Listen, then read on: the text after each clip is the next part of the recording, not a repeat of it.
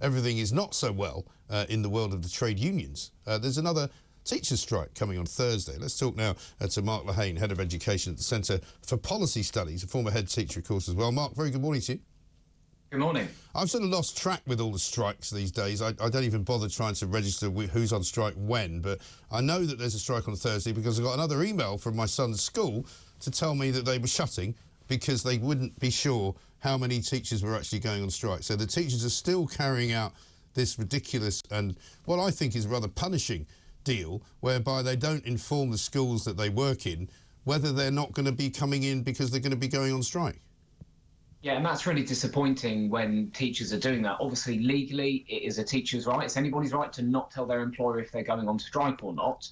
But traditionally, what really lovely teachers do is they do give their head teacher the heads up if they're going to be in or not, so they can plan accordingly. And actually, you've talked about strikes on Thursday. There are strikes across England and Wales today, tomorrow and Thursday in different regions, and the National Education Union has asked its members to do this to try and maximise the disruption across the country, maximise the headlines they can get. Again, that's their right, but that's really, really hard for people trying to organise work, trying to organise childcare. What is interesting, though, is I'm interested to see whether the strikes are as strongly supported this time round as before. Obviously, we don't have any firm data, but anecdotally, I'm aware of quite a few friends of mine who did strike last time when the whole country was on strike, aren't doing it this week, because I think some of them felt that last time it wasn't as effective as they might have hoped, but also I think they're more optimistic that the government will be able to pull something out the hat which they'll be happier with. Yeah, I mean, it's interesting, isn't it? Because with each day that goes on these strikes, and I count both the nurses, the paramedics, the train drivers, the train workers, and now the teachers, I think the public are less sympathetic with every single strike that happens. So the public, even if they were sympathetic to the teachers, which I don't think they are, will be less sympathetic this time around as well. I think that's entirely possible. We certainly saw it with the train drivers. The support from the public before their first set of strikes was quite high. It's really come down. What's been really heartening about the way the Royal College of Nursing have been approaching things is they've actually been working with the NHS to coordinate which of their members are in and out to make sure the NHS can keep on running. It would have been lovely if the teaching union had done that, but clearly they haven't. And again, my worry all the way along, aside from the impact on young people who deserve an education, is that these strikes are going to end up undermining the trust and faith that families have in teachers. Teaching is a really well-trusted profession, rightly so. I think teachers did a fantastic job the last few years supporting kids through the pandemic. And my worry is these strikes just undermine all that goodwill and take you back to the beginning again. Well, I think what it also undermines is any kind of discipline inside of the school, because the kids themselves will see that their teachers are not bothering to turn up for work. So they would say, I would imagine, well, why the hell should I do anything you tell me? You didn't even turn up yesterday. Yeah, and in fact, I think it's something like 1 in 4 pupils in English schools at the moment are what we call persistent absentees. They're missing more than 10% of their time at school so far. And that's one of the biggest challenges we've got in our school system right now, getting more kids into school more frequently. Yeah. And it puts you in a really difficult position as a teacher to say to kids, you need to be in school if recently you've shut the school down or you've been on strike yourself and not been in school. So again, it's another reason why I've always been worried about these strikes, even though I'm quite sympathetic to some of the concerns teachers have, whether it's about pay or working conditions. Yes. I mean, interestingly, I think since the last time you and I spoke, I interviewed a headmaster of a primary school in Essex who was saying that they had to let some teachers go. And when we got right down to the nitty-gritty of why that was, it was because they'd had a pay rise. So the teachers who were in the school had had a pay rise, which was found in the budget from the school. But then they worked out they didn't have enough money, so they actually had to let go of some of the teachers. And so it was a bit ironic, in fact, wasn't it? Well, again, in most businesses, in the private sector, you would look at how much money you've got, you'd look to see what you could afford for pay rises, and you'd decide what the trade-off between the number of jobs you can have and the size of the pay rise you can give, and try and strike a balance. Head teachers in lots of schools do have that kind of flexibility. Yeah. Remember, over half of teachers work in academies in the schools. They've got more flexibility about how they do their pay. But people have to understand there is only a finite pot of money to pay teachers with. Right. And if they're going to have bigger pay rises, unless the government can find more money from somewhere else by taking it away from another bit of the public sector, there's no more money. There is no magic money tree, I hate to say. It felt like it during COVID when there was a lot of money being printed and the government were able to issue lots of debt, but we're not there now. It's been hard. There is an extra £2.3 billion coming into the school budget next year and again the year after that. that will take schools to a record level of funding in real terms at any point in history. Right. So we are coming through. I'm not saying money's going to be suddenly flush, because schools are doing a lot more now than they did historically, but there is a lot of money there. The question is how we get it in the right place at the right time. Yeah, but the trouble is, I mean, sometimes you listen to these public sector unions and you would think that they do believe there is a magic money tree, because they want, as they call it, these pay rises to be properly funded, meaning it doesn't come from inside the school, it comes from extra government money, which, as you quite rightly say, we don't have. But also, I think being very sort of, shall we say, economical with the truth, because while they don't admit to getting a pay rise, if you press them on it, they go, oh yeah, well, we did have a pay rise in October, but it wasn't enough because it wasn't enough to keep up with inflation. It was still an 8 or 9% pay rise, which they've all had. And at the end of the day, I think they're being very, very disingenuous with their own pupils. And I think they're undermining their authority. They're undermining their ability to do their own job. And I think they're turning the school kids against them.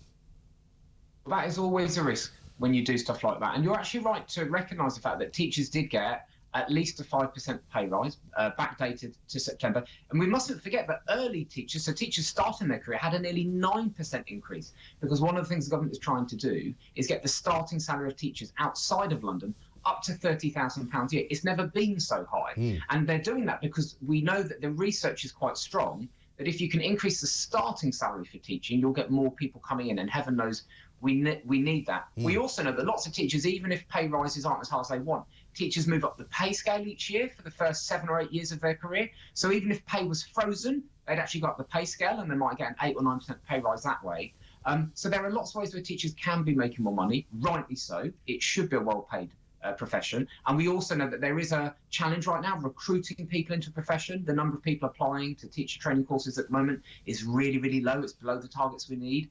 Pay is an important part of that. But let's be honest, if there are hundreds of thousands of teachers in the media and the trade unions in the news all the time telling the world what a terrible job teaching is it really a surprise if more people, or if fewer people are considering it as a profession? I think it's a real shame here. We should be pulling together right now. It's a difficult time. We should be pulling together and talking about what a fantastic job teaching is, whilst recognising there are challenges about workload, whilst recognising people would obviously want more money for their pay, but telling the whole world that it's a god-awful job, it doesn't pay enough and the conditions are awful. That's not the way you encourage more people to come into a profession, and it's not the way you make the profession feel valued or make other people value it more. And most people in the real world would be able to name at least 10 jobs, or possibly even 20 jobs that are worse paid, with much worse conditions than being a teacher, and you don't get quite so many holidays either. You know what I mean? So, I mean, the real world's actual perception of teaching is not the same as teachers' perception already. So the more they bang on about how awful it is, the worse it gets for them. I said to one of my kids the other day, did they ever talk about it in school? And he said, no, we're told it's none of our business whether they go on strike. And I'm thinking, well, that's not a very good way. At least they should discuss it and explain to them why they're doing it. Well, I can kind of understand why it's going to be a tricky thing for teachers to discuss with their classes, because then they put themselves at risk of being political or proselytising to them. What I would say is that all of us... They never do that. Well, all of us, whatever jobs we do, we all tend to think, don't we, that we're overworked and underpaid, that other people have it better. That is only natural. I did some research recently, because often you're hearing people on strike saying this is about the teacher shortages that this government created. It's rubbish. Literally every country in the world says that has a teacher shortage. From I think just 1 or 2 think they've got enough. It's a global thing. It's a product of the fact that so many people have so many job opportunities these days that didn't exist 20, 30, 40, 50 years ago. Now, that doesn't mean we shouldn't try and challenge it, but we mustn't just pretend it's because of the evil Tories that have been in power, because actually there's a teacher shortage in Scotland, Wales and Northern Ireland, and the last time I looked, they weren't run by, you know, the evil Tories. But we do need to get to grips about how we get more people into teaching. Pay is part of it, but a bigger part of it is the working conditions. And there is some amazing stuff going on in our schools right now about reducing the workload on teachers. And not a lot of people know this. In a teacher workload survey that was done just before the pandemic kicked in, it found that on average, teachers were doing 5 fewer hours work a week than they were a few years before. They were still doing long weeks, there was still more to go, but the government, the trade unions, head teachers, everyone have been looking at ways to get rid of the nonsense and just enable teachers to get on with teaching and the important stuff. And it was working. That's what we need to get back to. So I hope that these strike quabbles can be solved soon. I'm sure at some point the government will have to come back with a deal which the unions go for. And then once it's done, can we get back to One, teaching kids really well and get them into school every day. Two, making teachers' workloads more manageable so they can be even better at their jobs. And three, all pulled together to rally around our kids to make sure that they no longer miss out on education, they catch up on where they were because of COVID, and actually we can all just get along. You know, childhood is a wonderful time. School days should be amongst the best days of your life, and the adults in children's lives, particularly teachers, have an important part to play in that. Absolutely right. Couldn't agree more, Mark. Thank you very much indeed. Mark Lehain, Head of Education at the Centre for Policy Studies, former head teacher, of course, himself. But you will be affected if you've got kids by the strikes this week.